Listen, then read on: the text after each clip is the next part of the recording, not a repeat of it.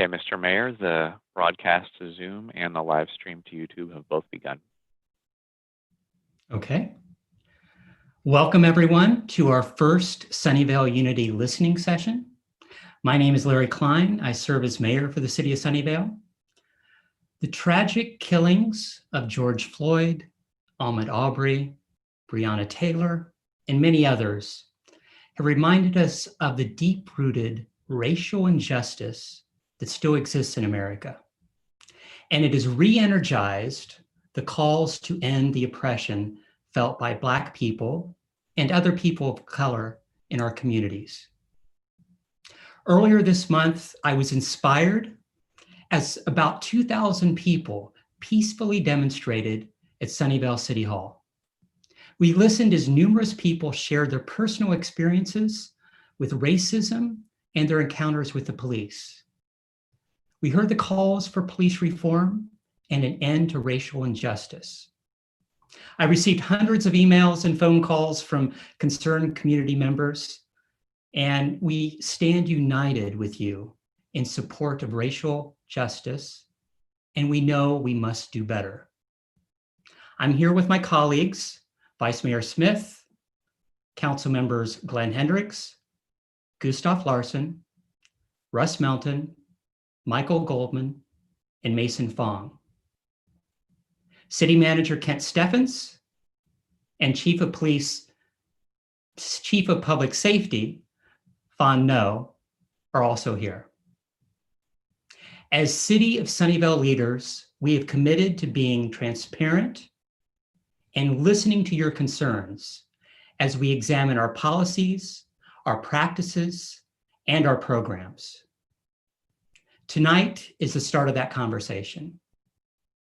We've heard loud and clear that people want their leaders to listen. So the first step we want to take is to actively listen to our community concerns tonight. We do not have a presentation and we're not answering questions tonight. We are here to listen to you. We want to better understand your concerns and perspectives on a path forward for Sunnyvale. We plan to host a series of listening sessions, including a youth listening session for July in partnership with the Fremont Union School District and the Sunnyvale School District. We're also reaching out to other community partners and local leaders to plan more engagement opportunities. Ultimately, staff will document and share this feedback and questions we receive from the community, and it will inform how we move forward. To stay engaged, please visit sunnyvale.ca.gov/unity to subscribe to the mailing list. I want to express my sincere gratitude to those of you who have chosen to participate in this important conversation. Your support and engagement are vital. Together, we can make our city safe, welcoming, and a vibrant place for everyone. With that, I will turn it over to Deputy City Manager Jackie Guzman, who also serves as the city's diversity and inclusion liaison. Jackie? Thank you, Mayor. People who wish to speak must log on to the Zoom meeting or call the conference line shown on the screen. Speakers, please click on the raise hand button on Zoom. If you're joining by phone, press *9. If you're watching the YouTube live stream, remember to mute the YouTube video while you provide your comments to avoid echoing. I will call the name of the first speaker and the two following speakers. Speakers will have 3 minutes. The City of Sunnyvale is committed to providing an environment that promotes dignity and respect and is free from discrimination and harassment. We will not tolerate derogatory comments. Anyone using this language will be muted. Okay, so our first speaker is Ben Hertzberg, followed by Richard Mellinger and Zara Diol. Ben, you have been unmuted and have 3 minutes to share your comments.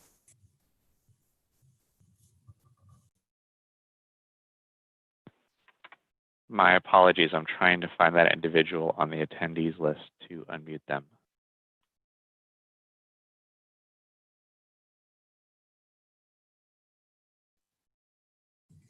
Benjamin Hertzberg.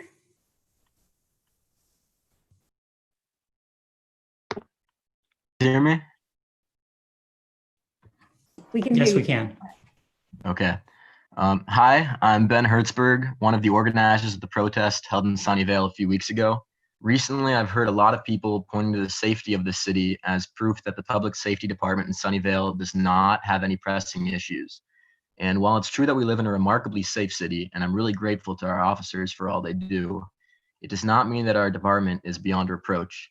And in fact, I have a personal experience with a Sunnyvale public safety officer who was unnecessarily aggressive and disrespectful. About 6 months ago, I met some friends in the Ortega Park gazebo to catch up after having been away at college. We met there at night, and as we spoke, we heard sporadic music playing from the corner of the park near some houses. At around 10:30 p.m., 2 officers appeared and ordered us to sit down. We did. Then they ordered us to move into a group and sit on the stairs. We did. They told us they received a noise complaint for loud music. We informed them we had not played any music and pointed towards where we had heard the music coming from earlier. They did not believe us and said we had drawn their attention. They asked for our addresses and our identification. As we gave the information, I repeatedly asked why they needed our IDs and what was going to happen to us. The older officer became angry and told me they received a noise complaint, I was going to get a ticket, and I would be arrested if I continued to interfere in their investigation. I apologized and repeated that we had not played any music. The older officer laughed and told his partner I was acting like a 5-year-old. As they continued to collect our IDs, I continued to deny ever playing music, and the older officer said anything I said does not mean shit to him. Forgive my language. He then called me entitled and stated that my parents raised me to think the world revolves around me. He sarcastically urged me to keep asking questions and joked that I must think they work for me. I apologized again, trying to de-escalate the situation. A friend of mine asked to call her parents, explaining that she recently had a stressful interaction with other Sunnyvale officers. Both officers refused, and the older one laughed at her, and she began to cry. Eventually, the younger officer returned our IDs and let us go. As we left, the music started up again in the corner, and the officers headed over to investigate. The incident left me badly frightened and significantly weakened my trust in the Sunnyvale Department of Public Safety. Not only was the older officer unnecessarily aggressive, the younger one did nothing to try and defuse the situation. It should not be my job to de-escalate interactions with the police.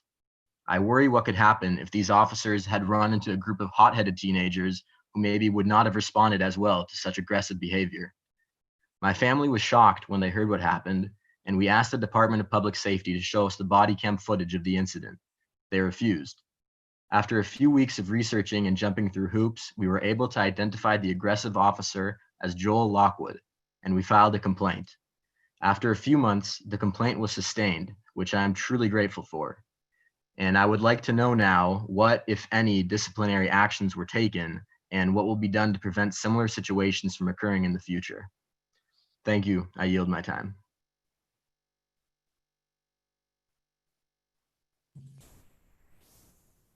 Thank you, Ben. The next speaker is Richard Mellinger, followed by Zara Diol and Sol Martinez. Good afternoon. My name is Richard Mellinger. I am here. Can you all hear me, first of all?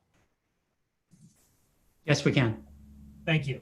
I am here in my capacity as chair of Livable Sunnyvale. Livable Sunnyvale is a local pro-housing, transportation, and environmental organization with an emphasis on diversity, equity, and inclusion within our city. We've prepared and released a statement that I would like to read into the record. Black Lives Matter. George Floyd, Breonna Taylor, Tony McDade, Rayshard Brooks, Chinedu Okobi. We say these names with broken hearts. Their lives mattered, and we are horrified by their senseless murders at the hands of those sworn to protect them. The legacy of violence against Black people in America dates back more than 400 years, and that of police brutality to the slave patrols. This is not a new or recent problem, and it is not one that can be solved through mild or superficial reforms. We need real change, real justice. Sunnyvale holds a special place in our hearts, and there is much that makes our city unique. But our city is not a bubble. It is not exempt from America's racist history. Only 2% of our city's population is Black. That is not an accident, but the result of deliberate decisions made at all levels of government with broad community support. We recognize that anti-Black violence is inextricably tied to our nation's broader history of racism, a history in which our city inevitably shares. Our city was built on a lonely land by immigrants' hands. Many of those immigrants have since been forced from the city they helped build by rising rents, while others hang on by a thread. And we know that our Asian and Latinx neighbors have faced renewed racist harassment for years, incited from the highest levels of government. Livable Sunnyvale is committed to a Sunnyvale that is diverse, inclusive, and safe for all residents. We view each of our 3 pillars of housing, transportation, and environmental equity through a lens of racial justice. Police brutality cannot be separated from the deliberate segregation of our cities through racial covenants, redlining, and exclusionary zoning, nor from the disinvestment in safe streets and public transit in Black and brown communities, nor from the environmental violence that has historically been perpetuated against these communities. Nor can we speak of a livable Sunnyvale without first acknowledging the right to life itself. Livable Sunnyvale is committed to centering the need for racial justice in our advocacy. In the near term, our focus will be on learning how we can be better allies in the fight against racism and anti-Blackness. To that end, we will be holding a series of public discussions on how racism has shaped our city and how racial justice intersects with our mission. But learning is not enough. We need action, we need change, we need justice. We rededicate ourselves now to undoing the legacy of structural racism in our city. We may not complete the work, but we know that we are not free to desist from it. Let's get to it. Thank you, Richard. Up next is Sol Martinez, followed by Vic Marsh and Zara Diol. Hi, can you hear me? We can hear you. Thank you. Hi, my name is Sol, and I'm a lifelong Sunnyvale resident. Today, I'm asking you to commit to continually reducing the proportion of the city budget allocated towards police services over the next several years, and to reallocate that funding towards affordable housing and robust healthcare initiatives. The police pose a risk to our communities because of their authority to use violent force, regardless of the de-escalation tactics, bias training, and duty to intervene mandates that Sunnyvale officers receive. The fact remains that they have the ultimate power to inflict violence on members of the community. As explained in the Department of Public Safety's recently published response to the 8 Can't Wait campaign, officers, quote, may use reasonable force in carrying out their duties, unquote, citing the Graham v. Connor ruling, a standard which regularly reduces police accountability in courts. Furthermore, in practice, Sunnyvale officers have been documented to disproportionately harm Black and Latino residents as compared to our city's demographics, according to information found on policescorecard.org. As such, not only do police officers have the power to enact harm, but they do so, and they do so in a particularly racialized manner.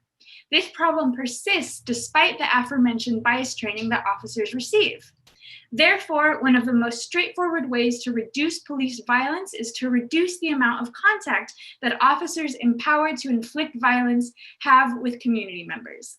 It is thus imperative to begin the process of diminishing the role of police officers in Sunnyvale, which can be practically supported by the City Council with a commitment to reducing their funding. Simultaneously, the city should invest in initiatives that address issues of public safety at their core, such as affordable housing and healthcare, including mental health care and improved health services in our schools. As one of the safest cities in the country, Sunnyvale has not only the unique opportunity, but the responsibility to reimagine a city which addresses public safety without the presence of violent actors and with a demonstrated commitment to the full inclusion of all of our community members of color. Finally, I would like to briefly draw listeners' attention to the fact that Sunnyvale City Council members Larson, Hendricks, Melton, and Fong have each received over $3,000 worth of campaign mailers from the Public Safety Officers Association PAC. Mayor Klein received a similar donation, as well as a $500 monetary contribution to his 2016 council campaign. All this information is found on the City Council website. While these conversations about the Department of Public Safety continue, we should watch our representatives' actions closely, keeping in mind that the received donations may promote loyalty to the DPS over the needs of their constituents. Ultimately, I ask for a commitment from all members of our city leadership to make tangible actions, demonstrating that Black Lives Matter greatly in Sunnyvale. Thank you.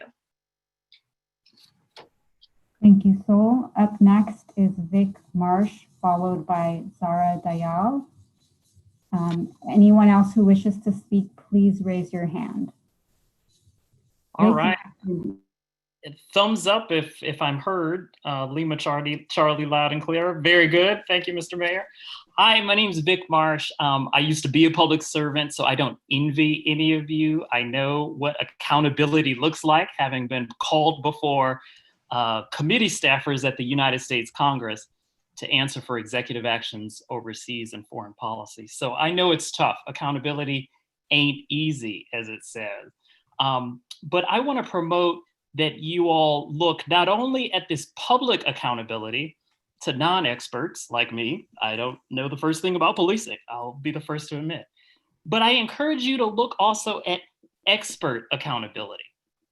When I was a public servant, I really had no problem with public town halls and public interactions, Twitter town halls, etc. I'm comfortable speaking to groups of the public. And I enjoyed an information advantage because in foreign policy, doggone it, I had a superior source of information with classified computer terminals feeding me all sorts of intelligence worldwide. I knew something more than the voting public. I want to advance expert accountability for two reasons. Number one, in my new job, not in public service anymore, but studying decision-making, the expert accountability actually helps you make better decisions. Now, here's the rub. When you talk to the experts and they're critical, you feel bad. It's just tough, right? Facing a congressional staffer that really is read in to the region that I worked on was much tougher than going on a Twitter town hall to the public that knew not as much. But I want to encourage you to do what research supports on accountability, and that is pre-decision for your reforms. That is pre-decision, not afterwards when you're doing your public rollout. Engage expert, critical activist communities. I mean specifically groups like Police Scorecard, which was referenced earlier, that benchmarks all of California, as well as Campaign Zero, which benchmarks police forces across the nation. Now, they're going to sometimes give you a D for one area of policing and an A- for another area. And there's going to be some eye rolling, but there's going to be a heck of a lot of learning. And as an African-American resident, I know darn well that if I see any improvement, any good housekeeping seal of approval from a critical, external, data-driven organization like Campaign Zero, I will certainly feel more at ease than if there is no pre-decision kinds of expert interactions like that. So again, engage before the decisions are made on policy changes with highly data-driven, critical external experts, not our own hired consultants.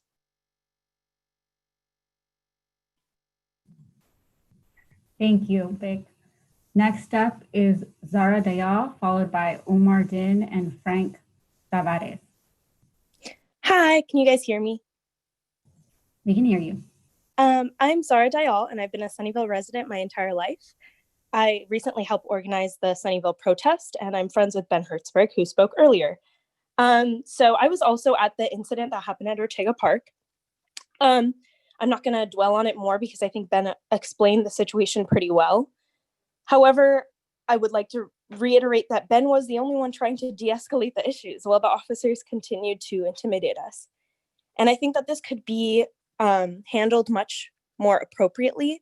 I am very thankful that the issue was sustained and that Sunnyvale Department of Public Safety listened to our complaint. However, I think these things could be avoided if we had an alternative. For kids, being stopped by police officers and intimidated is it has a large emotional toll on us. I was already quite afraid of public safety officers, which is a strange fear that I don't think children should have. So before this, I had another incident at Las Palmas Park. The officer claimed that he saw my friends and I with marijuana, which we did not have. He called for backup after checking all of our identification and seeing that we were clear and all minors. There were about 8 officers circling the car with flashlights and checking the grounds of the parking lot. We spent maybe 45 minutes to an hour just sitting there waiting while the officer repeatedly asked us what substances we had. We were high school kids who actually just finished doing homework and were sitting to talk at the park. This situation could have easily been solved by having a park patrol officer come and tell us, hey kids, the park is closed, you can't be here, you need to go home, and we would have done so. There was no reason to intimidate children. There was no reason to have 8 armed officers addressing 3 kids at the park. So I would like to urge council members to really look into why we are spending so much money to have so many officers address small issues. Sunnyvale does not have a lot of crime, and we're all thankful for that. But situations like this, it would not be necessary to have so many officers address it. And maybe we could have an unarmed park patrol officer, handle noise complaints and tell children, now's not the time to be hanging around the park. But both of the times I'm lucky I had my dad call in and support me and try to figure things out with public safety, but not everyone has parents who will call in and try to address issues and fight for what's right in the city. Thank you. Thank you, Zara. Next up is Omar Din, followed by Frank Tavares and Cal Cornwell. Omar, Hi. 3 minutes. Hi, my name is Omar. I'm also a lifelong Sunnyvale resident. And just to start off, I do want to just, say my praises to the high school students who organized the protest that happened. I think it's incredible that it's high schoolers that are leading that, especially given the incredible turnout that I saw. The fact that was organized by people so young is inspiring. But I also did appreciate the fact that I saw city council members there, walking right alongside us, supporting the same issues, and even hearing the stories today from the organizers and hearing in their voice the effect that their interactions with the police had on that issue and the nature of the issue itself. And I do think Sunnyvale is doing much better than the other cities in the area, especially from what we saw in San Jose. I'm very proud of the fact that Sunnyvale is not taking that same approach or that same aggressive attitude towards protesters, but there is still work to do. And I think from what we've heard today, that's clearly the case as well. And my concern is especially what the next steps look like. And I do support the direction council is taking and the fact that they have forums like this and are willing to listen, and I appreciate that. But in terms of what happens next, I really look forward to seeing the process move forward and to see it come back to council in a comprehensive report or some other way to showcase that there is research that went into the issue and there are actual actionable next steps that are being taken. That's all for my comment. Thank you so much.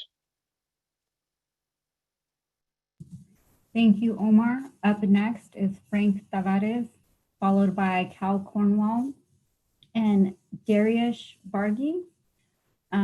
Frank, you have 3 minutes. You've been unmuted to share your comments. Hi, thank you all. My name is Frank. I was one of the callers on the city council meeting on Tuesday discussing the budget.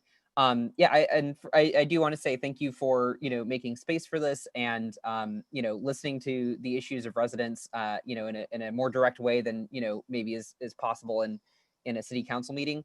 I also want to I think discuss a bit of the response we got from council on Tuesday. I think a lot of people were really appreciative to hear the voices of especially young people being engaged in local politics. And, I'm appreciative that there is positivity to that, in that, but I also think that, it's important that we not only listen and have these discussions, but that these things are reflected in the very concrete institutions that we have in our city. And that means where our financial resources are allocated. It means what kind of policing structures that we have. And so I'm grateful that we are creating this space for discussion. But I also think that we have been discussing issues of police reform and discussing police brutality for a long time now, for the better part of the last decade.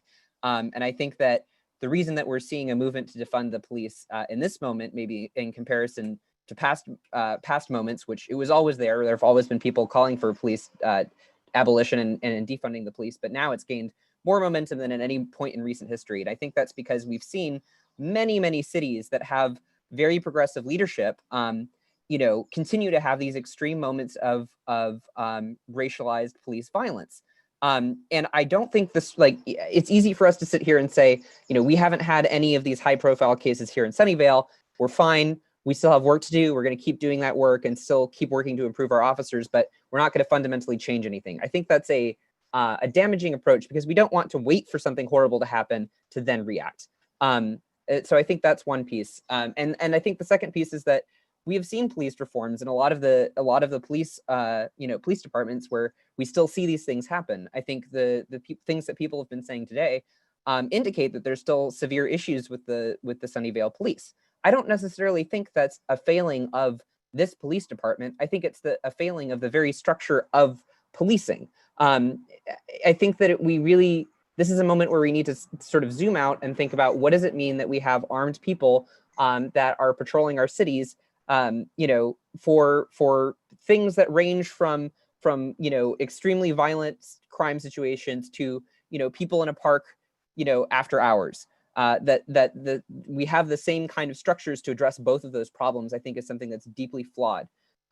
So I think that we need to do more than we need to do more than just listen and sort of make these minor changes. We need a fundamental structural shift, and I really push council to deeply consider that. Thank you.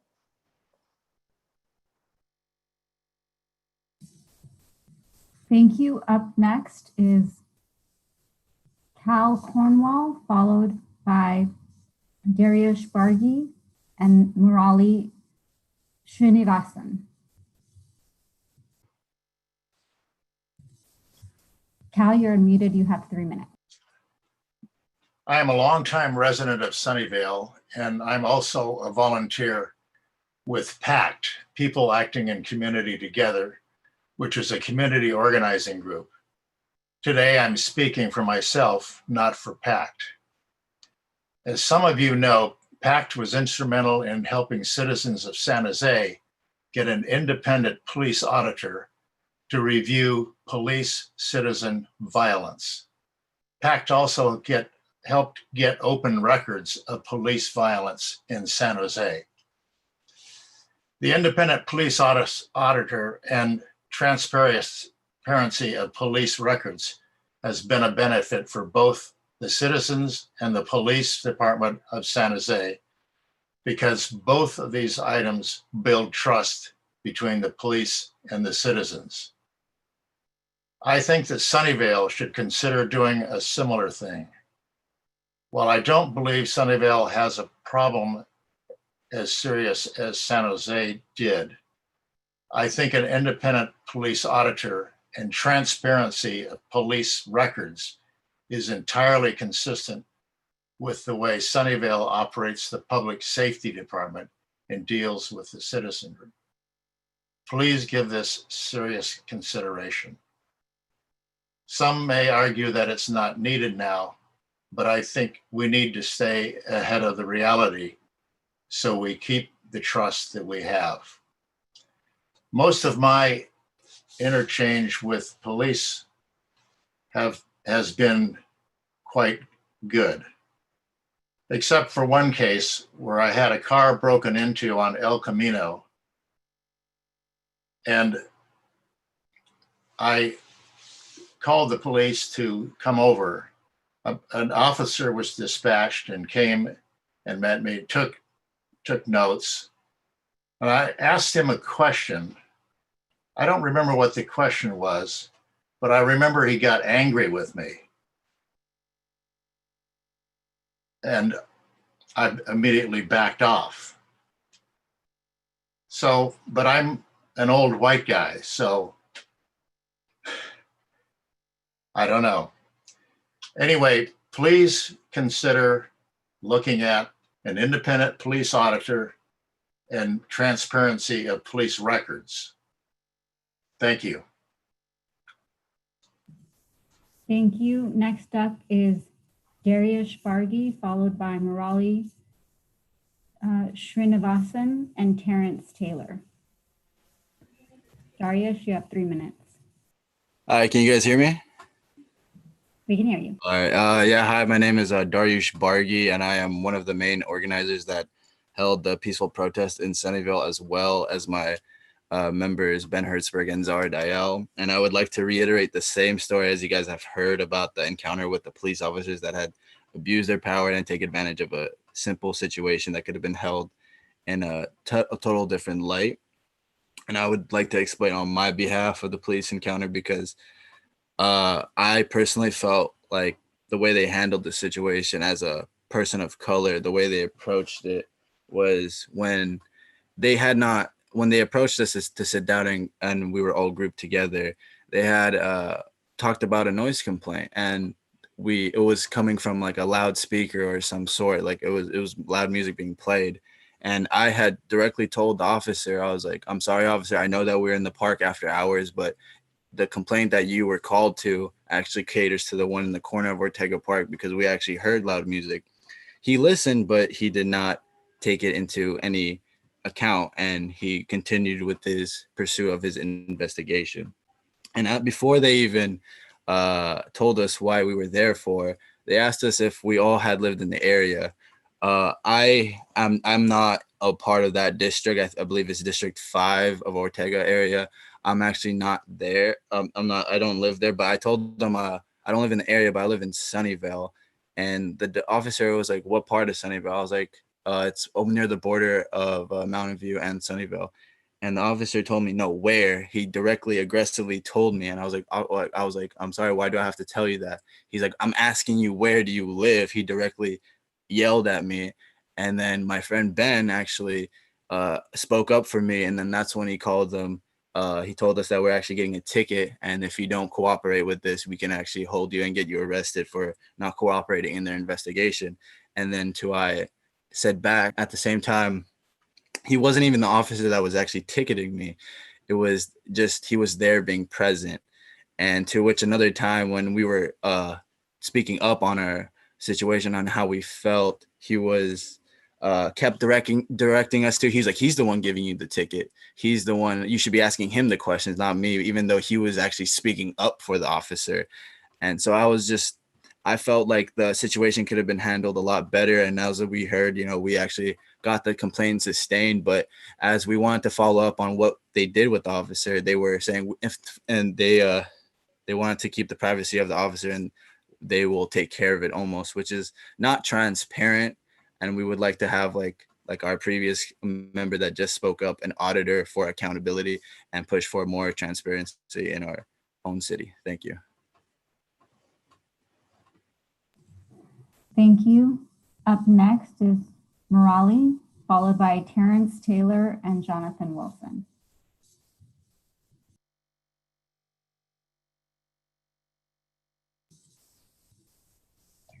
Oh, can you Okay, hear me? Murali, you've been unmuted. We can hear you now. I am Murali Srinivasan, speaking on behalf of myself. Thanks for setting up this listening session. These sessions are appropriate and very timely. Any city policy or procedure should include input from the community. And more importantly, they should be communicated back to the community.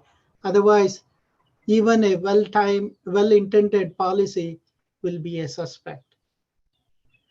To gain legitimacy, public should be involved throughout the process. This is true of the policies that have long-term repercussions. Districting comes to my mind. The process was well organized with Citizens Actions Committee giving regular feedback and the community was involved with pop-up events and gatherings. Actions should reflect resolutions. Otherwise, council and management lose public trust. If the city and management believe in equity and racial justice, action should reflect that, whether it comes to housing or employment or environment. It's true everywhere. Regarding DPS, I am familiar with DPS efforts, having gone through the Citizens Academy and Leadership Sunnyvale programs.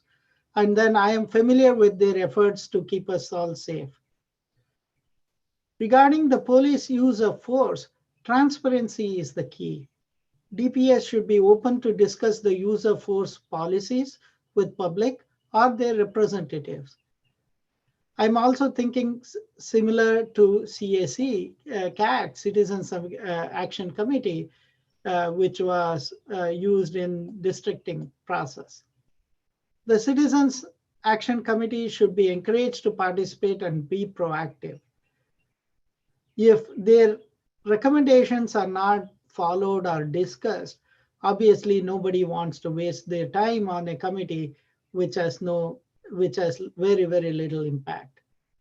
This is where the council and management play a critical role. More importantly, neighborhood and community should be engaged more actively. I am familiar with neighborhood resource officer program, but I have seen it seldomly practiced. For example, I came to know of my neighborhood resource officer quite recently, and then the officer hasn't reached out to us. Neighborhoods can be leveraged by safety programs, and they are the eyes and ears on the ground. This is more important because a few DPS officers live in the community they serve. Once again, transparency and community involvement is the key for any city policy or procedure. Thank you.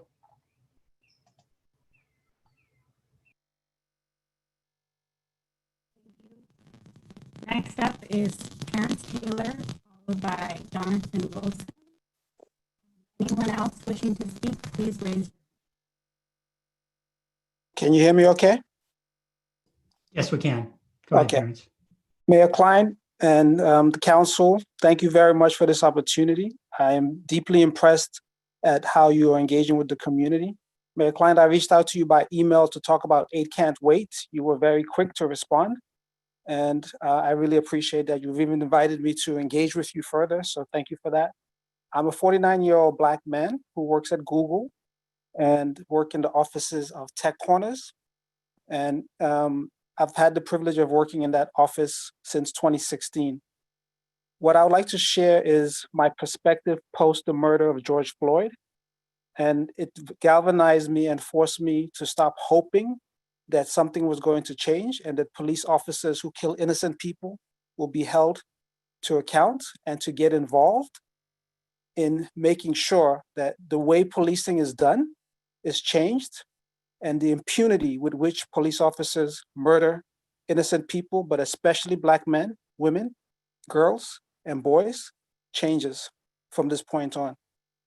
So since Sunnyvale has been kind enough to engage on the 8 Can't Wait policies, I would like to talk now about the culture, practices, policies, and regulations that allow police officers to be protected despite what they do when they kill innocent people.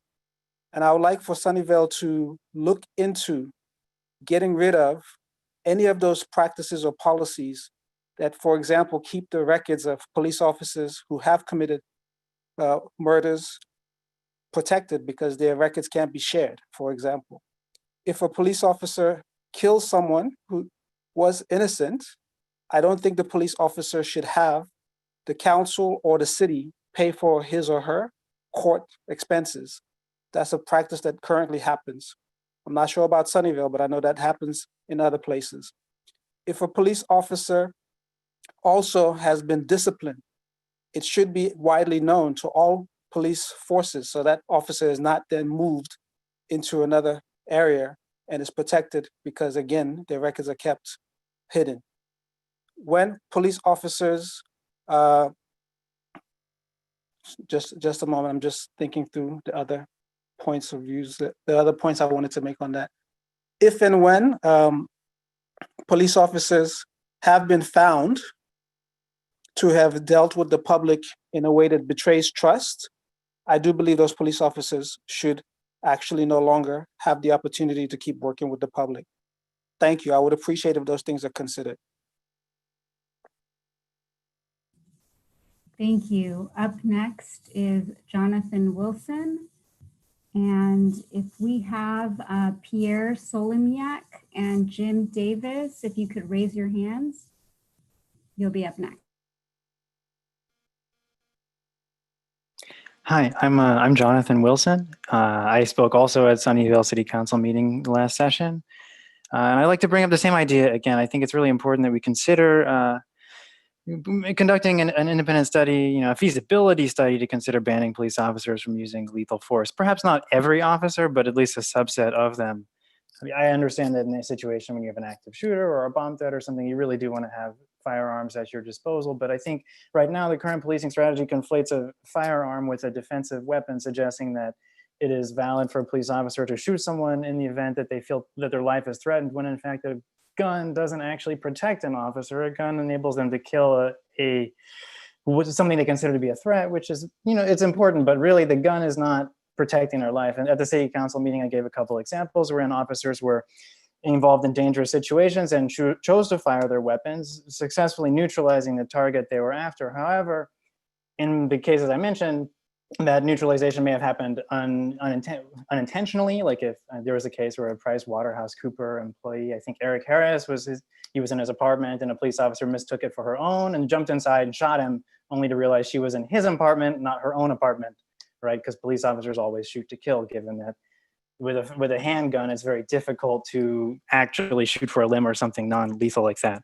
So officers may be using their snap judgment. They may be making mistakes in this case, shooting first and thinking secondly, killing, ending in a unnecessary loss of life. But then also officers may be harmed in the process if an officer chooses to rely on a firearm rather than a bulletproof vest, or perhaps riot gear, some kind of plastic shield. I know there was a case in which the Sunnyvale police dog was killed, where there was a knife threat involved, and the police officers rolled in there to defuse the knife threat, and the assailant threw the knife at the officers, and the officers, they executed the man while he threw the knife, so he's no longer a threat, but that knife was still flying through the air, and it landed in an officer's arm.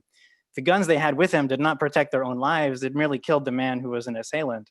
I think if we rethink our policing strategy, rethink the way we deploy our officers in terms of equipping them adequately for the situations they face, we can preserve their lives and also preserve citizen lives. I think a gun is not a multi-purpose solution. It's really a very specific solution that solves a certain problem when you want something to be dead. Protective equipment solves the problem where you want to save your life. And I know there is this equipment does exist out there. So I think if we research making greater utilization of protective equipment, we can effectively reduce the number of guns on the streets and thereby the amount of violence, lethal violence that we see in our cities. I think if this can be done anywhere, a safe place like Sunnyvale is the best place to start. I'm just looking for a feasibility study. It's easy, to say this can't be done, but I think it's worth looking into at the very least. Thank you very much. Thank you. Next up is Pierre Solimiak. Hello. Hi, my name is Pierre Solimiak. Mayor Klein, Chief No, City Manager Steffens, good afternoon. So I'm a Sunnyvale resident living in the downtown area. I'm speaking on my own behalf. First of all, I'd like to thank the City of Sunnyvale for organizing such an event. I think it's important for our community to not only engage in activism as seen during the march 3 weeks ago, or the Juneteenth commemoration, but it's also important for us to engage in dialogue with our elected and nominated officials. So Mayor Klein and city staff, thank you. I also would like to particularly thank our Chief of Public Safety, Chief No, for being here, listening to the community and willing to participate in what could be a historic national shift in how we balance authority, freedom, and justice in our community. So I know this might not be an easy moment for you, being criticized until how to do your job. So thanks for your patience and for listening to the community. So my concerns are about complacency. Sunnyvale is a very low crime city, and we're lucky to have an integrated emergency response system that address to a certain extent the training of officers in regards to mental health emergencies. But we shouldn't be complacent because it's hard to know right now if our system is robust to corruption, abuse of power, and racism. It's not because we have low crime rates that our Department of Public Safety isn't necessarily racist. So we have seen on the news questionable behavior of some police officers across the nation. And those officers have chosen to adopt behaviors, thin blue walls of silence, camaraderie that bleeds into bullying, to really prevent investigation and disciplinary action from taking place. We have also seen police unions prevent mayors and progressive chief of police try to implement some of more progressive policies in their departments. So I would like to raise the question in Sunnyvale as to what is the nature of the relationship between the Department of Public Safety and the union, the Sunnyvale Public Safety Officers Association. And I would like to know if, and be proactive by conducting an audit to make sure that the union would not prevent disciplinary action from being taken, but also justice from being made in the future. Thank you. Up next is Lucas Morales, followed by Reverend Jethro Moore, if you could raise your hand, and Reed Myers, if you could raise your hand as well. Right, can you hear me? Yes, we can. Go ahead, Lucas. So one of the things that consistently worries me about proposed reform is that the people in charge of such reform are the same people that were at the root of the problem in the past. I strongly second the idea of an outside auditor along with public, transparent updates along the way towards racial equality and peace. I understand that there are laws about what you can respond to during these meetings, but there have been several now and we have not received any solid public responses. Many of the claims from 8 Can't Wait have since been debunked because of their data, in addition to the fact that many of these policies have already been enacted without success. So it raises the question now, is the problem in the institution itself? I believe yes. Ideally, we would have no need for law enforcement, but I understand that is hard given the state of our country and the systemic abuse that has put citizens in a place where they must turn to crime. Time and time again, a focus on social welfare of all citizens decreases crime and increases health far beyond any other response. The current system is a clear abuse of power. Slowly weeding out the outright abusers would take generations in which thousands would be killed. So that's why there needs to be a direct and strong push for massive change.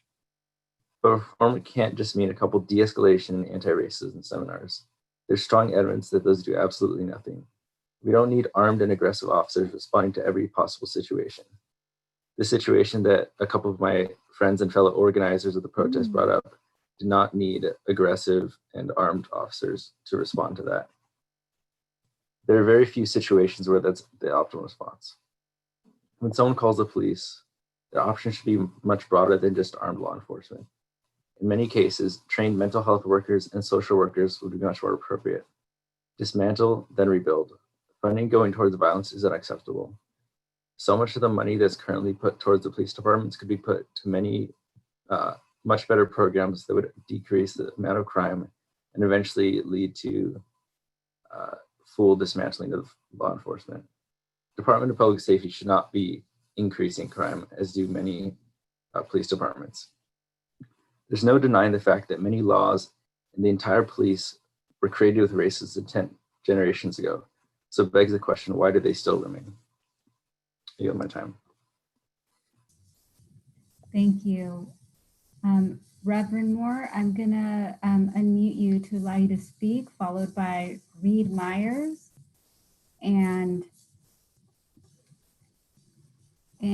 and Yagil. Reverend? Well, thank you, and I'm so glad to be here this evening. And Mayor, it's good to see you again. And Chief Phan, how you doing, brother? And Nancy, my friend from the Water District. It's been a while since we've been together. I'm happy to hear the remarks from the people of your great city. And the fact is that what has happened in America today is they see a problem in relations with police across this nation. Policing is going to have to look at its model and reframe their mission and how they work with their local communities. One, I would strongly suggest, Mayor, that we look at a form of community oversight, or not use the word oversight. Let's use the word community partnership, where we have a partnership with our police department that the community can look at and voice its opinion. Police officers, for so long, the system has been reluctant to let people from the community look in and see what they're doing. We must break that down and now have more of a relationship with our department. You guys are blessed with one of the few departments where your police serve double duty. You have a model that is envied across the state and across this nation. And how did you guys get it? So yes, like any department, you have some troubles.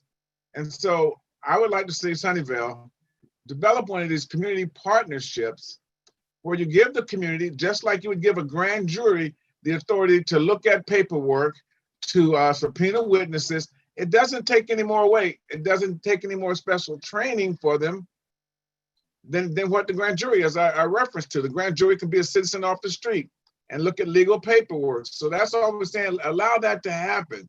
And Phan, you should embrace this of how we can make our police department better with the community's input. The community is not the enemy. They're who you work with, you know? And so when you close off and say, you guys can't come in and look at anything we do, it becomes a defensive mechanism instead of us mechanism. And again, what you're seeing across this nation is not just Black Americans who've been saying this for years. Americans in general are saying there is something inherently wrong. When you have white families, white kids experiencing some of the same mistreatment, feeling some of the same abuse. And I would only say is, I have very few complaints. And when I do, I've had access directly to you, Chief. And I've sat in your office and we've talked about it. But we have to admit that today, as we go deeper into this 21st century, some of the changes that we're going to have and we have to do is changing in the way we police our communities. That our police do not occupy us, but our police are us to work with us and for us. Thank you very much for the time. Thank you, Reverend. Next up is Reed Myers, followed by Yagil and Michael Ferris. Reed, you have the floor. Thanks so much. Hi, everybody. I actually wasn't really intending on speaking. I was intending on listening as a Sunnyvale School Board member, but it's been really insightful and enlightening to hear everybody's opinions and thoughts. And we've had a really pretty successful partnership with the Department of Public Safety in our schools, and we really have appreciated everything they've done. But I also think it's the time to re-examine where we are with everything and ensure that we're listening to our community and ensuring that everybody feels safe and everybody feels like we're in partnership. And I think this is a wonderful occasion to be able to examine that. So thank you all so much for putting this together. And I know Jackie's talked about doing something similar for the youth in our community. And I was really happy to hear some of the youth here in this meeting today. So I took note on that. But yeah, I just wanted to say thank you all so much. And really, this is a time where we're all feeling galvanized, and it's time to make changes where we need to make changes. And I'm just so appreciative that we're in a city that we are willing to listen and to make those changes. So thank you, guys. Thank you, Reed. Next up is Yagil, followed by Michael Ferris and Jeanette Brambila. Hi, can you hear me? We can hear you. Okay, My question is, how do we find out if all kind of stuff we read on the web about the police misconduct actually happened? For example, somebody mentioned to me a case in which some years ago, 3 police ladies filed a lawsuit about harassment, about attack, and about all kind of misdeed. And that guy told me that the city then settled for $2 million. I couldn't figure out if that really happened. And I'm worried. I mean, everybody for now trying to make things better, but at some point, some provocateurs, if you will, may come up with stories that will then be proven wrong and mess up everything. So is there a place somewhat unbiased in a way, which will present, let's say, what plaintiffs say, what the police says, what the outcomes were? Thank you so much. Thank you. Next up is Michael Ferris and Jeanette Brambila. And then if Steve Scandelis is on the line, if you can raise your hand. If you're on the phone, you can press *9. Thank you. Thank you for your time here. I promise to keep this to 10 sentences because I have it already written down. The vast majority of the time, police do a great job. However, the trouble that we've seen is that existing systems that provide insufficient incentives to limit the upper bounds of an officer's use of force. That's the trouble. Please seriously consider these 2 solutions. 1, set up a citizen review panel, which thank you for other people mentioning things like this as well. For every time force is used, not just when there's a complaint. Yes, this will take more time. However, it can be set up and drawn from a jury pool or somehow filed together. Second, set up a positive and negative monthly incentives to provide a constant reminder of the desired outcomes for a stop. This can take whatever form is effective at influencing behavior as an incentive. We all need constant reminders and incentives. It is time that we admit that we are humans and not robots that need training only once a year. I would hope that unions would choose to yield and affirm these changes. And my final sentence, thank you for your time. Thank you. Next up is Jeanette Brambila. If anyone else wishes to speak, please raise your hand or press *9 if you're on the phone. Hi, good afternoon, Mayor Klein, Chief No, and City Manager Kent. My name is Janet Brambila, and I've been a resident of Sunnyvale for more than 20 years. I participated in the Black Lives Matter protest a couple weeks ago, and I was really happy on the outcome of the community. I honestly didn't think a lot of people were going to come, but at the same time, marching and chanting the "I Can't Breathe" just brought me. It saddened me, brought me anger, and I just think we cannot keep losing more of our brothers and sisters to police situations that they can't handle. And we need a change. And even though Sunnyvale is one of the safest cities in Santa Clara County, we are neighbors to San Jose, where we're seeing a high demand of injustices in our communities of color. We need to shift this conversation and start talking about the funding, where the funding is going. We need to invest more in our Black and Latinx communities by redistributing the city's budget. We need to invest in our people, in our schools, hospitals, and our mental health services, infrastructures. I'm not saying that the police will not be funded. What I'm saying is that the police will not be overfunded. And with this, I do want to share a story, and it has to do with mental health.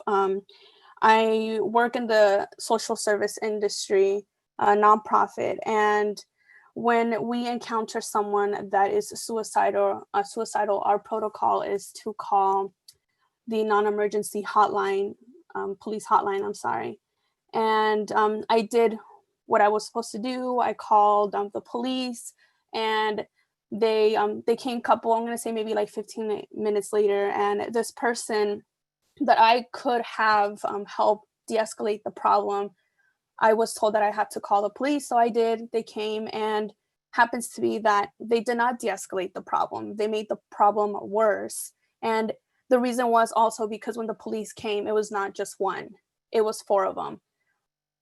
I believe that's probably also the police, the department's protocol to have more than 1 police officer, but this just intimidated the person that was trying to receive the help. They suffer mental health issues, and because of that, now the person is not allowed to come back to our agency or receive any of the services, which puts them back into the same situation. Now they're not able to receive services. And I just think that police officers should be able to respond to these types of crises without bare arms. They're not counselors, they're not mental health professionals. Please leave these types of situations to professionals that know how to de-escalate the problem. And I am asking for this conversation to be open, to start talking about where the funding will be going in the upcoming year. Thank you so much. Thank you, Jeanette. Next up is Catherine Walsh, and then we have somebody who is on the phone. I can't see your number, but we will unmute you. Hi, I'm so happy that I get to follow Jeanette. I just think that's that must be fate. And I super appreciate what you said, Jeanette. So I'm a friend. I'm a community member. I live downtown. I have hosted National Night Out. I've had police officers and city council members in my front yard. I appreciate city leadership. I consider the police my friends. So I want you to know that that's my starting point. I was also at the march, and I'm also just incredibly impressed with the fact that we are finding ourselves in a moment that is real. And I want to meet the moment, and I'm so happy that Sunnyvale is having this opportunity to speak. So thank you for that too. So my point that I want to make is that I think a budget is a moral document, and I think that we have overreach in our police budget. And my reason for thinking that is that I recently experienced a visit to my house. There was a woman who knocked on my door, and she was in need of mental health services. And my options for her were to help her myself or to call the police. It was a Sunday, and there really wasn't anything else I can do. And I ended up just helping her myself. I didn't feel like having what Jeanette described happen at my house to this woman. So I think that is an example of a problem that needs a solution. And if we had some place to go in Sunnyvale for people who need mental health services on an emergency basis, and not tasking the police with that, I think that's a way to reallocate funds. Thank you. Thank you, Catherine. We're going to take 3 more listeners, and then we're going to have a 10-minute break.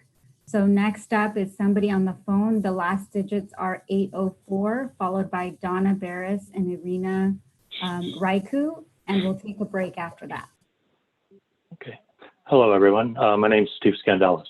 Thank you for the opportunity to talk today. It's been absolutely wonderful to see the peaceful march that we had 2-3 weeks ago in Sunnyvale, and to hear the voices of concern from our high school students and our youth. I would like to commend Sunnyvale for holding today's listening session and for all the ongoing efforts that are being made to improve our community policing policies and interactions with the citizens of Sunnyvale. I myself have direct experience with interactions with public safety, and I can't speak for some of the troubles that other people have seen, but I've seen quite a bit of professional interactions and restraint in the Sunnyvale Public Safety Department, including in the last year, a mentally ill person vandalizing a neighborhood and local schools repeatedly over several months. The officers were very professional until, well, they're professional the entire time, and everything was de-escalated until such time that the mentally ill person began attacking the officers and equipment of the city. No weapons were pulled, but they did have to restrain the individual. Another incident that I saw with a large group of youth, 18 to 25 years old, descended on a local neighborhood. Probably 30 to 40 cars descended in a 20-minute period, all uninvited to an 18-year-old's party. Well, they could have hauled in a lot of youth for underage drinking and some other problems, but it was interesting to watch the officers talk to the people who were over 21 and also talk to the youth who was 18 whose birthday party was raided. And in the end, the people dispersed. The person who was about 25 years old understood that he made a grave mistake being at a party and bringing alcohol with underage youth. But I don't think anybody was arrested. Traffic and fire instances, many of those have come up, and I've seen how they've handled those. So we in Sunnyvale, we value our public safety and the contributions they make to the overall safety of the community. It's great that Chief No and our mayor and city manager and city council members are listening today. Regarding budgets, I would like to suggest that properly aligning budget into effective areas is probably a more productive discussion than talking about reducing funding or taking away funding. I think finding ways to put them in the more effective places to engage, and certainly with less negative interactions with the community is the better thing to do as far as our budgets are concerned. So thank you once again for this opportunity to speak. Thank you. Up next is Donna Barris, followed by Irina Raiku, and we'll take a break after that.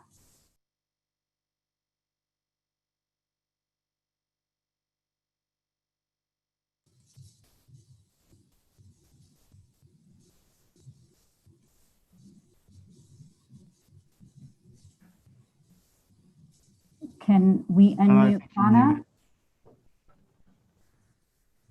Hello, can you hear me now? Yes, we can. Yes, I'm sorry.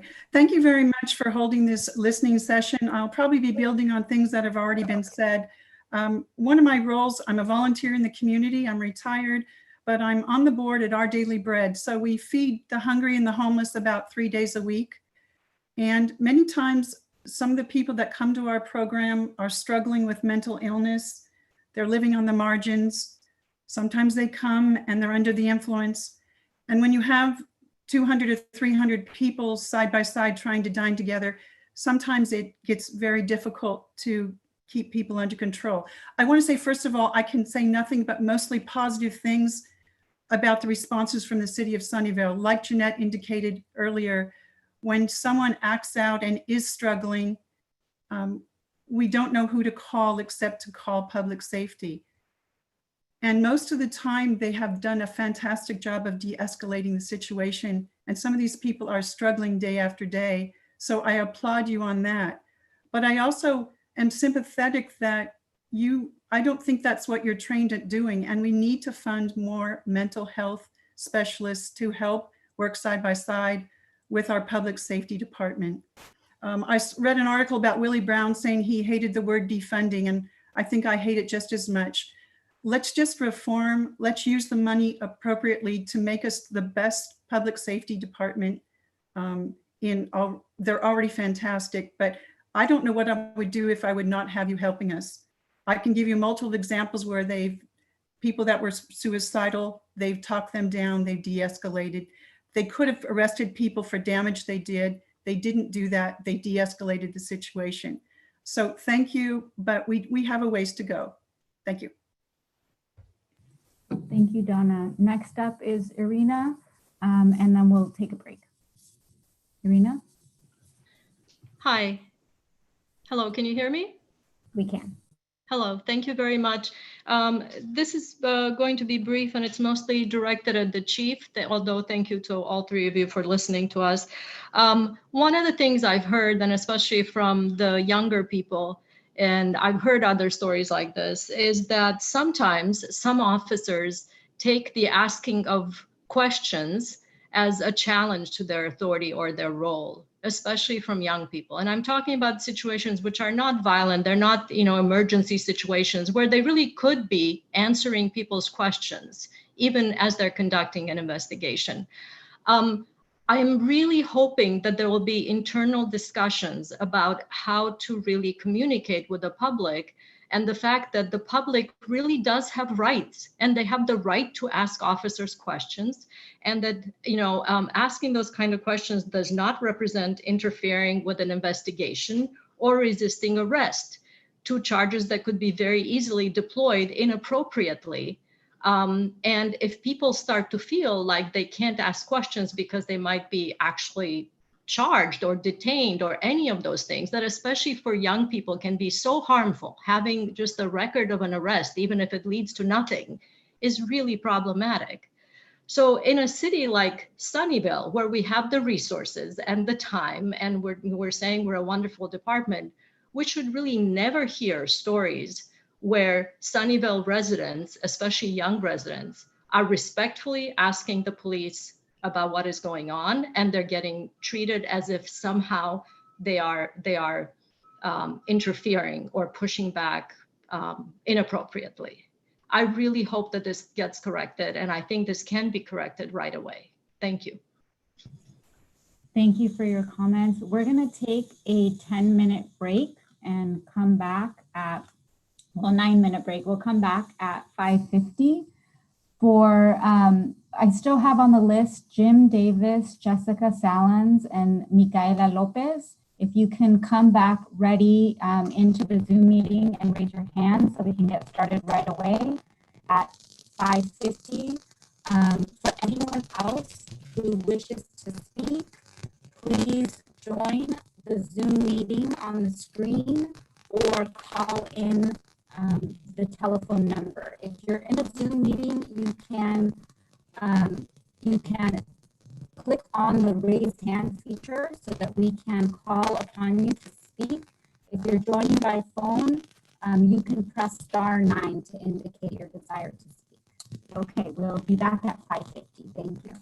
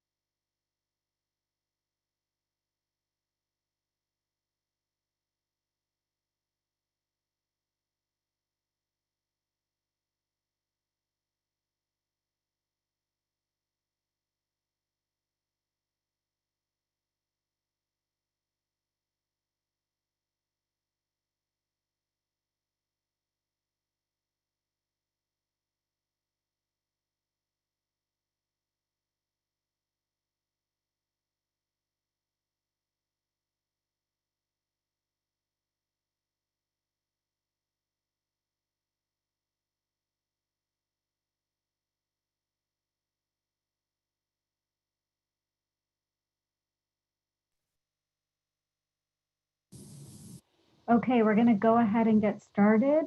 I see Bruce Patton raising his hand, so I will we'll start with you, Bruce. If Jim Davis, Jessica Salins, or Micaela Lopez are on the line, please either click the raise your hand feature or press *9 if you're on the phone. Thank you. Bruce, you have 3 minutes for your comments. Thank you. Thank you very much. I just had 3 thoughts. One was around the time of the protest, there was a lot of discussion about the 8 can't wait. And I had a chance to talk to a couple of officers about the use of force, the review that's going on right now about the protocol. And it seems that it would be appropriate for the community to have some way to either participate in that review or at the very least to be able to hear and ask questions about the outcome of that review.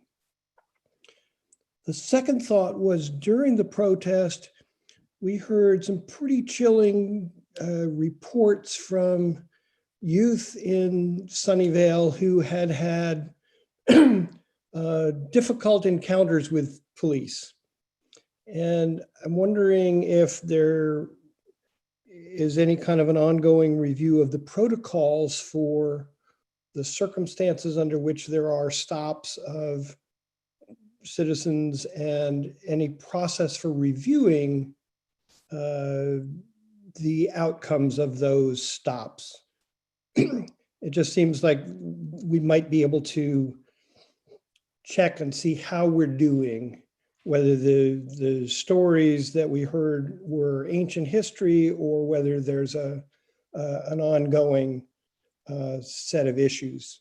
And again, it's both the facts of what happened and the perception by the community of those actions. And then the final one is on the national level, we're hearing all kinds of questions about the qualified immunity provisions in treatment of law enforcement. I have never heard any discussion of that at the local level. And I think it would be useful and appropriate to have some discussion about the extent to which that is part of the contract, if you want, between the city and public safety, and whether whatever we've got feels appropriate given what we're seeing at the national level. I think these are all ways of saying we've had extraordinarily good policing in this city, but we do know that we want to be prepared for the very worst of those city, police and citizen interactions so that we prevent, not clean up after the fact. Thank you. Thank you. Next up is somebody on the line with the last 3 numbers, 757. If anybody else wishes to speak, please click on the hand raising feature on Zoom or *9 if you're on the phone. If you are watching via YouTube, you can scroll down below and see a link to join the Zoom meeting if you'd like to make comments. Thank you. The person with the phone number ending in 757, you're up next. Thank you so much, and apologies for being late. My name is Jessica Salins. My workday went over. Thanks for this public comment and for having this space. To the gentleman who just called in, because that was the last call that I heard, I'm sorry that I missed the other comments. 8 to Wait is actually a reformist movement that has now been shut down by organizers that have been organizing for the abolition movement for decades. So I just wanted to say again that to frame us in a point of reference that police, as they were first organized in the United States, were to catch Black folks who were slaves and return them to their white masters. And so the police system as we know it is not actually something, unfortunately, that can be reformed. It is something that needs to be abolished, and new systems need to be put in place. I want to emphasize this because a lot of what is happening is emotional for people. But what we need to remember is that systems are multifaceted, and there are many of them in our current social makeup. And police, as one of those systems, is something that has never been something to protect folks who are most vulnerable in society. We need to remember that police is a system that was created to, is a system of racism and elitism and white supremacy that we need to now come to terms with and reckon with. So with that being said, I would just like to support and give voice to the abolition movement, which is actually the end goal of organizers across the nation and globally, and that we need to be thinking of new systems that don't punish people, but that are regenerative, restorative, and transformative. We need to look at who laws protect in this country, and most of the time it's not actually people, it's private property. And we need to be looking at what our values are and how we then want to move forward and take care of individuals and people, and especially those who are most vulnerable and struggling amongst us. That includes seniors, currently that includes people of color, currently that includes people who are of other abilities. Sometimes we reference those folks as people who are disabled. And there are a variety of ways that we can help folks in those different communities. And it is our job to talk about that and to reflect on our values as a people and a society, and to move forward with that. Currently, as the movement stands, our work is to defund police as we currently know it. So to bring money. Thank you. Next up is Dan Halfman. And if anybody else wishes to speak, please raise your hand. I do have Jim Davis and Micaela Lopez listed. Okay, Micaela Lopez, you'll follow Dan. Thank you. Hello, thank you for hosting this meeting tonight, or this afternoon. I also believe we definitely need reform. The recent incidents, especially police action shutting down peaceful demonstrators and all the people that have been harmed unnecessarily, this is a major issue. But the one part of the community I haven't been hearing from are the police officers themselves. And the police officers are experts. They're the guys that are out in the field who feel this pressure when they are tempted to resort to violence, quite unnecessarily. I would like to suggest that at a future date, you hold a police roundtable here in Sunnyvale.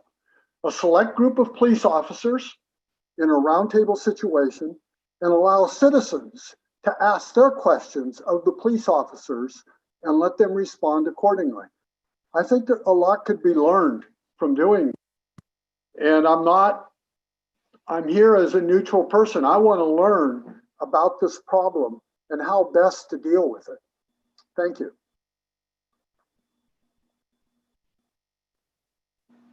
Next up is Micaela Lopez, followed by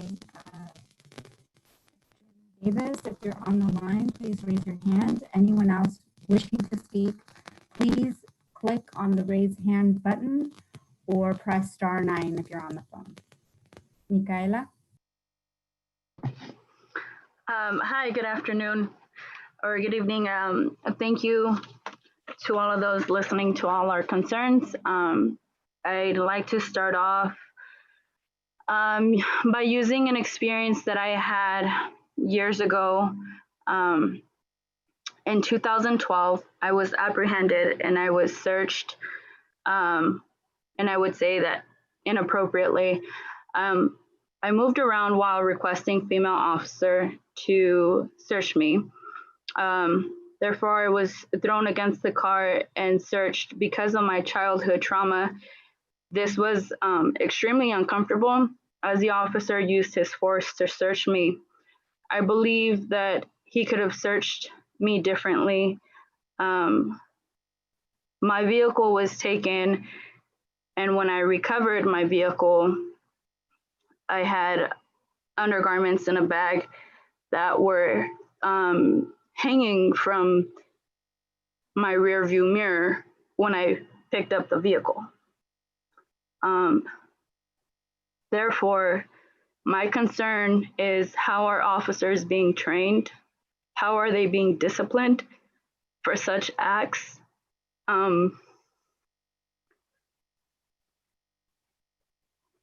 As a minority, I feel that our voice is not being heard or isn't being taken as serious. I would like to learn about, or hear about ideas of what Sunnyvale can do to remove the fear that has been built over the years in our community. How will Sunnyvale monitor and handle incidents that involve residents with mental health issues? Moving forward, I think we need to add, or we need to stop adding to other people's traumas by learning how we can handle with certain situations, in a better manner. And this is a concern because now, as a mother, my children, they hear the news, and as residents of Sunnyvale, they fear the police. They think that police are bad people. And so I think that, it'd be nice to find a way to interact more with the community to tear down that fear that has been built over the years. Anyway, thank you for the time, and that's all I have.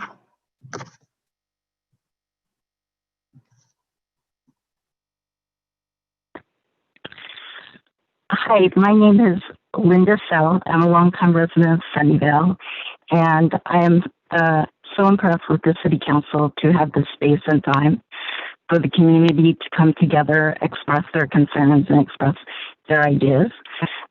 Some of the information that has been told has been very concerning, so I hope that the City Council and the staff take it constructively and investigate those issues. I also appreciate some of the speakers that have spoke about baselining Sunnyvale with other cities to look for the best and to gauge if Sunnyvale could implement some better solutions.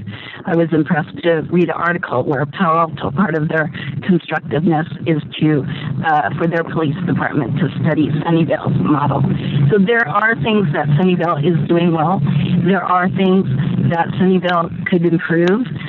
Sunnyvale has been at the forefront, a leader in our community, and to stay a leader in our community involves always continually having a process of improvement. So I just wanted to appreciate all the residents for coming and for the City Council and staff for giving the community this space. I also think that the wider you reach out to get input from the community is better.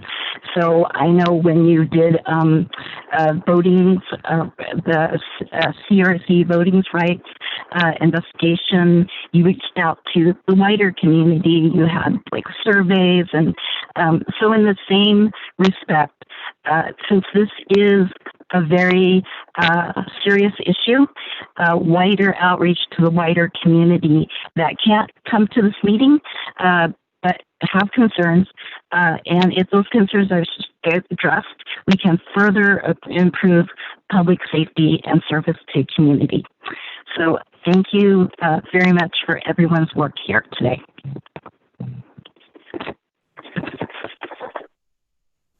Thank you. We If Jim Davis is on the line, if you can raise your hand or press *9. Otherwise, I do not have any more speakers in the queue. If you would like to speak, please click on the raise hand feature or press *9 if you're on the phone.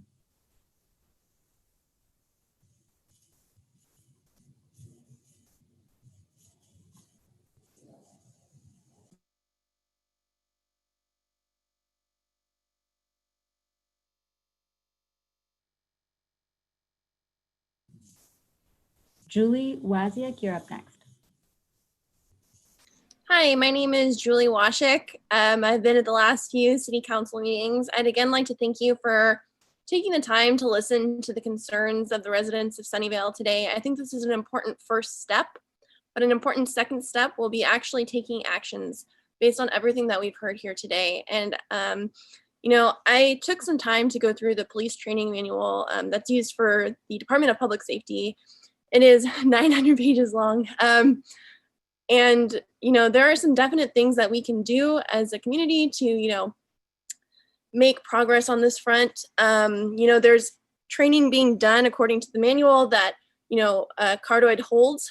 Officers who are trained in that can perform those. And those have, you know, been shown to lead to higher fatalities in departments that use such holds. And the state of California is, you know, looking to remove such uses of force against the community as a positive step forward. And I think Sunnyvale has a real chance here to be a leader on this front and, you know, to really look at the types of trainings and things that we use when trying to interact with the public.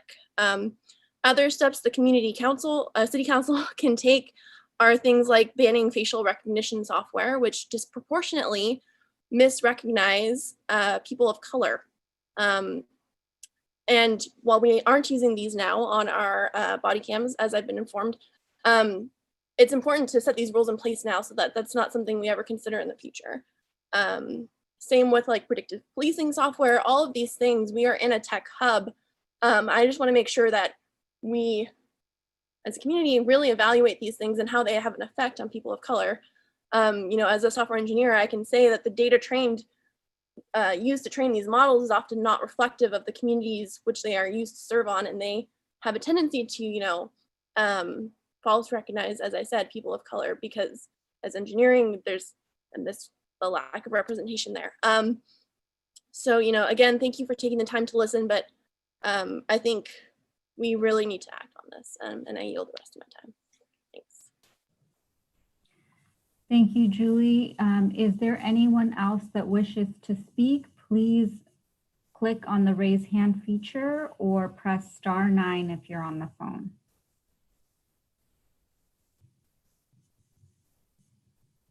We'll give it a minute, and if no one would like to speak, then we'll close it out.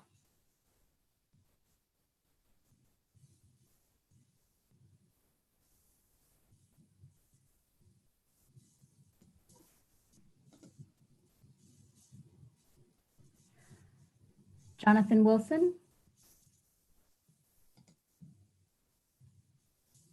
Hello, I already spoke today. I was just curious though, if you do decide to take some action as a result of this unity meeting and you would like to change your police department or Sunnyvale procedures and whatnot, would a task force be formed to that effect to kind of research options that present themselves to you, or would the city council take that directly on its own purview? I yield the rest of my time. That's my only question.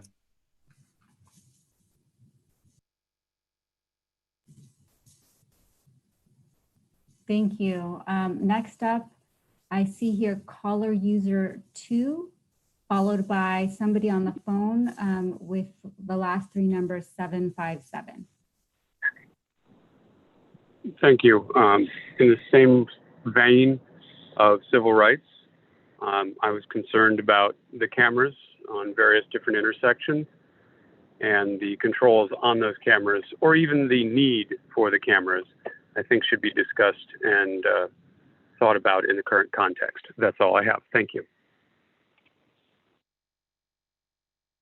Thank you. Up next, somebody on the phone, last three numbers, 757. Thank you so much. And not to take up too much more time, but this is Jessica Salins again. And everyone on the call so far has been very kind and tempered. And I just want to really say that if the current council doesn't actually take action to defund the Sunnyvale police, it will happen in the future, and it must happen because new systems need to be created.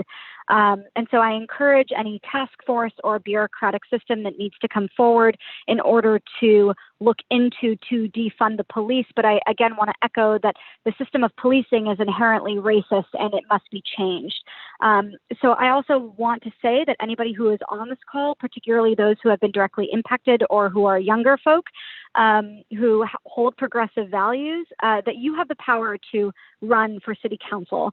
I currently live in LA. I grew up in Sunnyvale my entire 22 years of existence and then moved to LA. And the police are much more well equipped and resourced there than in Sunnyvale, but the budget is also larger there. The police are funded to the tune of $3 billion out of a $10.6 billion budget. And I know in Sunnyvale it's less than that, obviously, but it matters. And Silicon Valley is one of the most progressive spaces, or should be, in the nation, and California is the 6th largest global economy in the world. And so we need to be the ones to do direct systems change, not reform. Again, we are working toward abolition, not reform, because the system of policing, taking away the personal element of policing and acknowledging the system of policing, cannot actually be reformed. If anyone from this call would like to get in touch with me, I am currently a campaign manager for a progressive election in Los Angeles. You can reach me on Facebook at Jess Salins, S-A-L-A-N-S. Or via email at jesssalans@gmail.com. I am committed to seeing systems change in Sunnyvale and would like to connect with anyone interested in that. This was my home, again, for 22 years of my life, and it used to be the Valley of Heart's Delight with orchards. The last orchard was killed when I was in middle school, and I would love to see it come back to its roots, and to see the progressive values of younger folks implemented in this city. Thank you so much, and I yield the rest of my time. Thank you. If anyone else wishes to speak, please raise your hand or press *9 if you're on the phone. I have no speakers remaining. Oh, Victoria Gong. Hi, I just wanted to thank you three and everybody else that has been on the call for just such a productive meeting.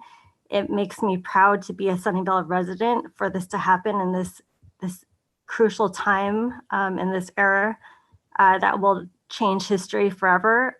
Just one thing that I would like to recommend to everyone here is we need to invest in educating our youth and the children, because how they react to just our security measures or our leadership, that's going to be the forefront and the footsteps of the future of Sunnyvale. That's going to be the future of our country, of our world. So we need to establish those relationships with grace and trust in both our public servants of just both the police task force, our community council members of the public. So we need to all partner with the youth, with their parents, and then build that trust through education.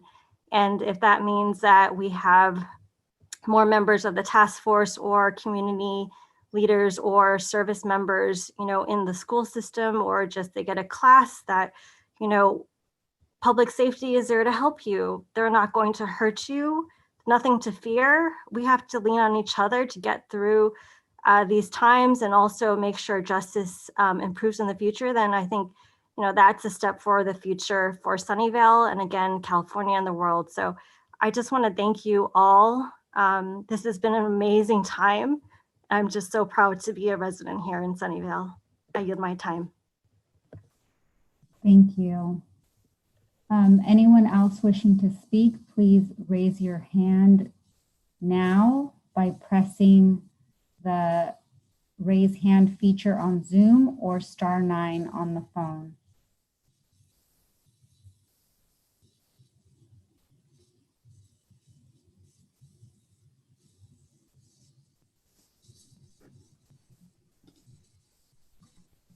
Okay, we have call-in user 2.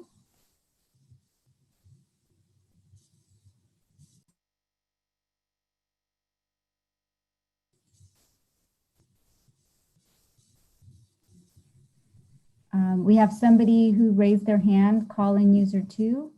I think they already commented. All right. It looks like no one else has raised their hand to speak. So, Mayor, would you like to close us out? Sure. Again, I want to thank everyone for joining tonight's listening session. I especially want to thank all of you who shared your stories, your concerns, and your visions for a better Sunnyvale. You know, I heard in council, the city manager, the public safety chief, all heard a number of questions, and we are committed to be transparent. And we'll be responding to your questions and sharing additional information to continue the dialogue around the policy discussions that were brought up here. Again, I want to invite you to visit sunnyvale.ca.gov/unity to subscribe to our email list to stay informed of our progress and future sessions like this. So thank you, be safe, remember to wear your mask, of course, and have a good evening. Thank you.